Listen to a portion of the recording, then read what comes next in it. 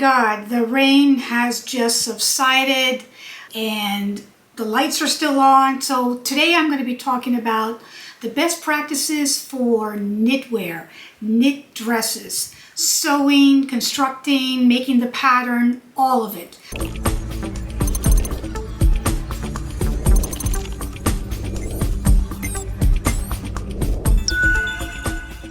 Before I get started with the best practices for designing and manufacturing and sewing with jersey knit for making knit dresses, let me give you a little insight on what jersey is. Jersey is a soft, stretchy knit fabric that has a smooth finish on the top side with a slight rib look, where the back side is a little bit more of a piled and loopy look. It's usually in lightweight to medium weight for women's wear and was originally made in wool for menswear in medieval times, for fishermen, and for men's sporting. It was revolutionized in 1916 by Chanel when she brought it into the women's wear market for coats and dresses and revolutionized what jersey is today. There's two main types of jersey. There's the single knit or plain knit, using a set of needles to make a single knit stretched fabric where, like I said, the top side is more smooth and the back side is a little bit piled.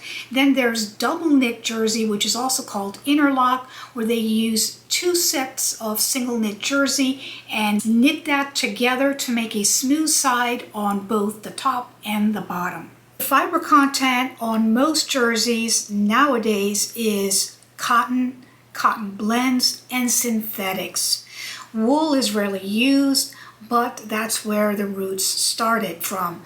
Cotton knit is the most popular. That's used for t-shirts and anything that you want to have breathe and have more flexibility. It is also the most inexpensive version out there for a knit garment.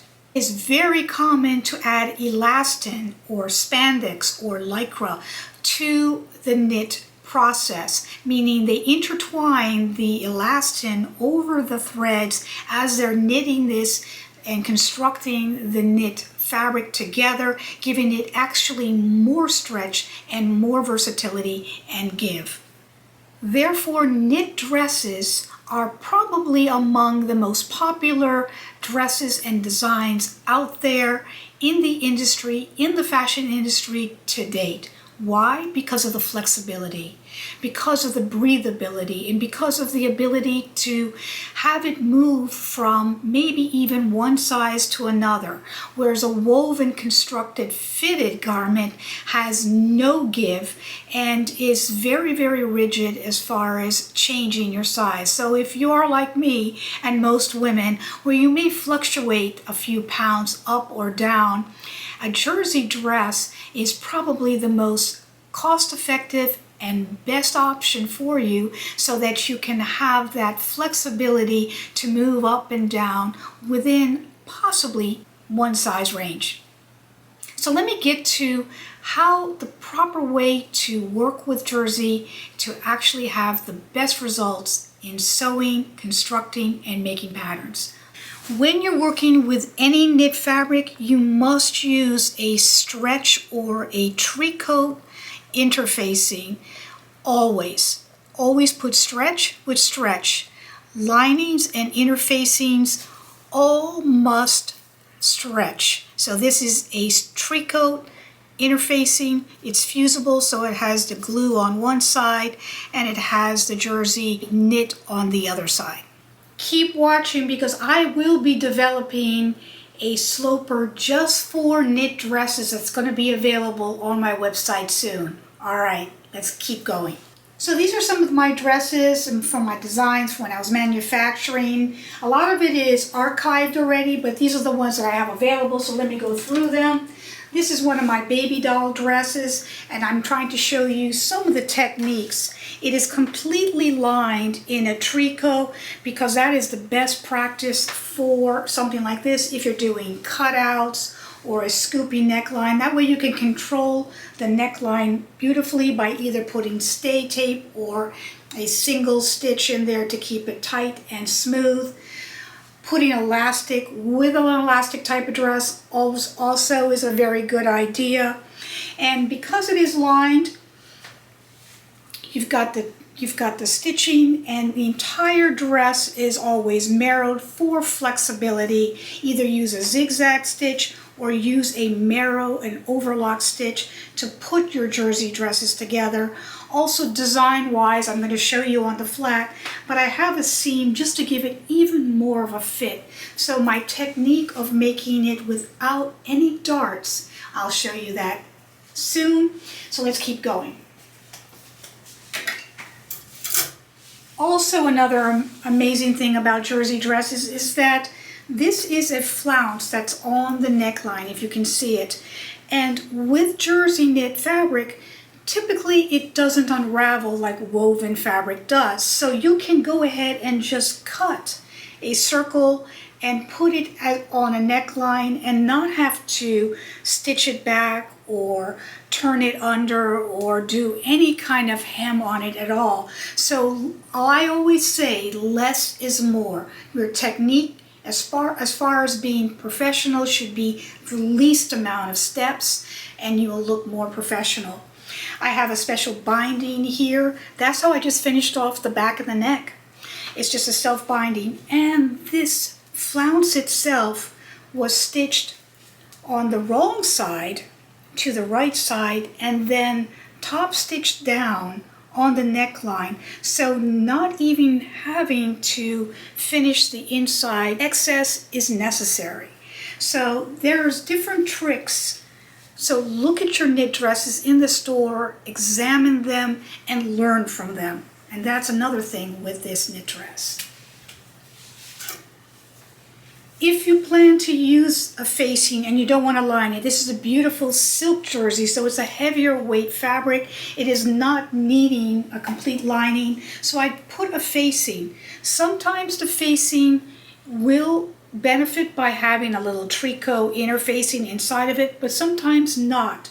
So just the practice of having it, making sure you understitch in areas so that it stays put, using your marrowing, and the flexibility of your design should always be very, very neat. So this again, also dartless. It's the way my design of my sloper is. I actually have a video out on how I made this little knit top that is completely doubled. It's completely doubled because of the keyhole in the neckline, and it's a very sheer fabric, and I didn't want anything else to be shown underneath. So I completely lined this. The lining should be a tad bit shorter than the outside. Again, completely marrowed and cleaning areas that you don't want to have stretch, such as the armhole. You can see this is not stretched. That should be always reinforced with a straight stitch and a back stitch. Places that you want to have stretch should always be with a zigzag or a marrow or both. Also, not having to be finished on the inside, because if you do finish it on the inside, you're going to see that marrowed type effect when you're working with sheer fabrics or sheer color, light colors like this.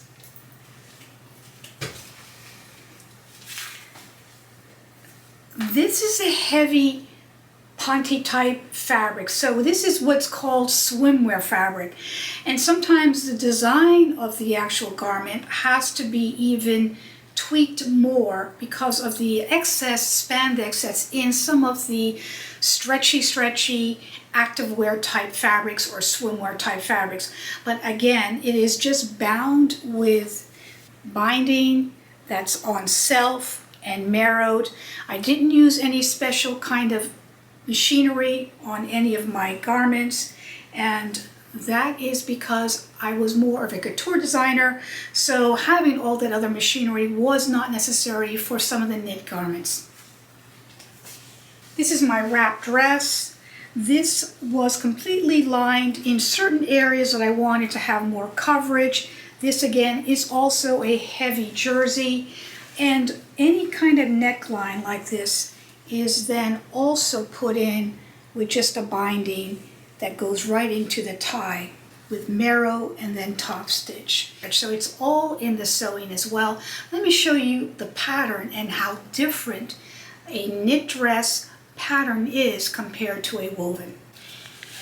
Here is my three-piece sloper set, dress sloper set that comes on my website in these sizes. And this is a downloadable type that you actually can download off of and print it off of your computer and put it together. This is the front, and it has the side dart and the middle darts. Here is the back with the shoulder dart and the middle darts, and then I give you my special gusset sleeve, which I use for all my knitwear and even all my wovens. So here is my dress sloper for woven fabrics. I have it on an oak tag right here just for my demonstration. It has the side dart and it has the middle darts on the front. The back has the shoulder darts with the center darts. And this is the lining of my typical knitwear garments. So this is the back dress in knit. This is the front dress in knit. Let's start with the front. All of my designs that I'm going to be showing you that I've done is on basic single knit and with barely a little bit of spandex. So if you have a fabric that just stretches and stretches and stretches, you're going to have to do even a little bit more tweaking because it depends on how much your actual fabric or your knit fabric stretches. I want you to see that this is the sloper for my knit dresses. There's no darts on it at all, so there's a special tweaking that I do. Here is my actual dress sloper for woven. I would have to first close that one dart. And when I put this butt up against the center front, you can see that it is a little longer here at the shoulder. That is because I want to take out as much as possible from the side seam to eliminate all of these darts and also to accommodate my gusset sleeve that I use on all of my designs. So it's a little bit higher here at the shoulder. This is a V-neck one. And as you can see on the side, it comes in dramatically in more than just taking. Typically what you'll see with beginners are going to take the sloper set like this and I'm going to say, okay, so my fabric stretches 2 inches, so let me just cut off a 1/2 of an inch all the way down this woven sloper and be done with it. There's a lot more tweaking that's done, especially if you don't want any darts on your dresses in knitwear. So I had to do special tweaking that I designed, and you will get that pattern hopefully soon. So I take out an excessive amount here all the way around to the side and go deeply in before I go back out to the width on the outside. This is because it had a slight A, so I kept that as well. On the back, you can see that your basic design sloper is straight up and down here. There's no curvature on the back. Another thing about knitwear, it's nice to be able to have a back seam, and if you can see, I kind of move this seam from in at the top, bringing it out to give you movement here at the mid-shoulder area, and then I go tweak it back inside and flare it back out to the middle. So in other words, it is not just straight up and down like you would on your sloper. I then also have it higher up here to accommodate my gusset sleeve, but you can see that I take it out quite a bit here on the side, pulling it out and then coming back out. So there's much more involved in getting a proper sloper to make all of your knit garments than there is with a basic design sloper for woven. Again, this is just for your basic knit garments. This is not for the super extra stretchy or athletic wear that you would see. That would be different. And if you are using some of that fabric, you will have to tweak and make multiple slopers for the different stretches that you have in your company. But that's just to give you an idea. Also keep in mind, this was more of a contemporary garment, so the tweaking was more of a youthful tweaking. It will be different if you're wanting to do missy or bridge, garments for older women who have a fuller bust and a less cinched in waist, if that makes sense. So to wrap this up, this little short video, hopefully it's short, you know, when I do a pattern and I'm making a knitwear design, I also keep them all together, and I usually just grade them not in 4, 6, 8, 10, 12, but in small, extra small, medium, large, extra large, which is a different grade because, like I said, the stretchy fabric gives you almost a size more. So 1 inch grade with knit garments is sometimes unnecessary. You would want more like a 1.5 inch grade, which would be your extra small, small, medium, and large, because you already have that extra give and allowance that the dress will have when you're wearing it for flexibility, for weight gaining or loss, if that makes sense. So I hope you like this video. Give it a thumbs up. If you're loving what you see, come on board, guys, and subscribe. Comment below. I want to hear from you. What is your questions about knit garments? And I'll see you next time. Thank you. Bye-bye.